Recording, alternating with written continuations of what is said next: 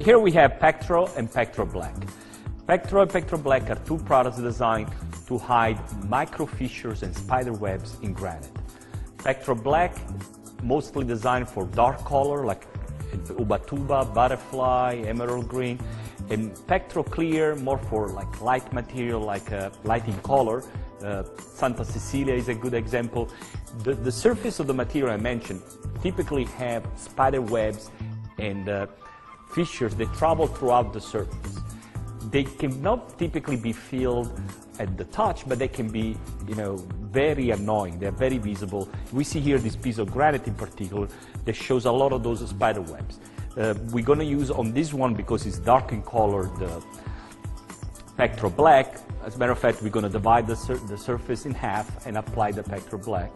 The Pectro Black is going to go into the fissures and basically tint the walls of the fissure itself and change it in color and make it dark. So basically, you end up seeing it less. They're physically still there in the material. They're going to be a lot less visible. So that's basically how it works.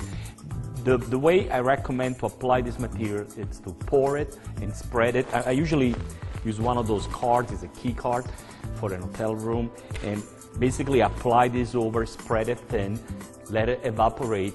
The solvent evaporates and leaves a film, a dark film on the material.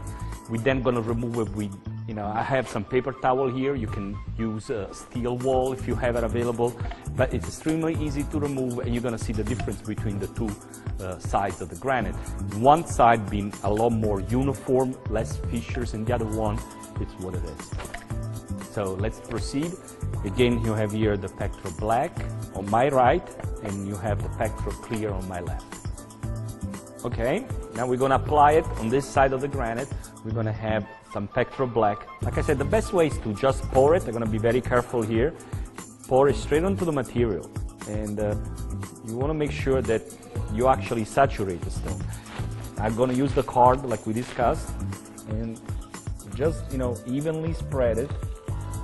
The solvent here, it's a very thin solvent. It's going to leave the mixture, and you're going to end up with a sticky surface. The sticky surface is totally normal. You're going to remove all of it later on with either steel wool or paper towel.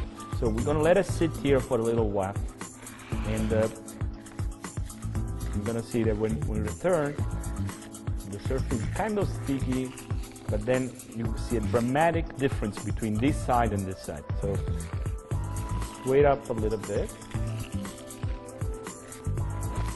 Okay. It's now pretty much set. As you can probably see, it's kind of sticky here versus here where we have no product. So I'm gonna proceed now to remove it. I'm using regular paper towel because they're available, and you can see immediately how this side of the slab looks a lot darker. But I'm going to remove the rest of the excess with a clean rag, and all the fissures and the spider webs are gone. This now looks like a premium quality material. This one looks, marginal, third choice. Another problem is also, if a homeowner is looking at a slab in a yard, it would typically be, more wet than what you have in a house after a few weeks after the installation. So something that looked like this in the yard, it's going to end up looking like this in somebody's house 2 weeks later after all the water has been evaporated. So this just gives you a stone treatment that's permanent here.